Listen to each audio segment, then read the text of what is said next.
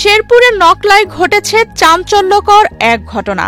১০৪ বছর বয়সী এক বৃদ্ধাকে ধর্ষণের চেষ্টার অভিযোগে গ্রেফতার হয়েছেন ৭৫ বছর বয়সী জুবেদ আলী নামের এক বৃদ্ধ।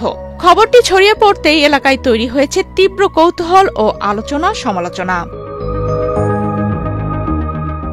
পুলিশ সূত্রে জানা যায়, ১১ সেপ্টেম্বর বৃহস্পতিবার ভোর ৪:৩০টার দিকে ওই বৃদ্ধা নিজ বাড়ির ঘরে তাহাজ্জুদ নামাজ শেষ করে দোয়া দরুদ পড়ছিলেন। বিস্ময়কর এই উন্নয়নে গর্বিত জাতি, গর্বিত নতুন ধরা পরিবার, আবাসনে আস্থার আদর্শ, নতুন ধরা, নতুন প্রজন্মের নতুন পৃথিবী। হঠাৎ প্রতিবেশী জুবেদ আলী পিছন থেকে এসে তার মুখ চেপে ধরে ধর্ষণের চেষ্টা করে। বৃদ্ধার চিৎকারে জুবেদ আলী সে সময় পালিয়ে যায়। পরে সকাল ৮:৩০টার দিকে ভিকটিম নিজেই বাদী হয়ে মামলা করেন।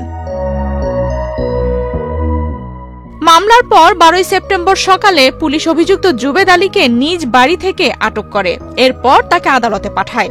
আদালতে উপস্থিত হয়ে জুবেদ আলী নিজেকে গুরুতর শ্বাসকষ্টের রোগী বলে দাবি করেন এবং তার বিরুদ্ধে আনীত সকল অভিযোগ অস্বীকার করেন। তিনি জানান, ভিকটিম তার চাচি হন এবং দীর্ঘদিন ধরেই তিনি শয্যাশায়ী।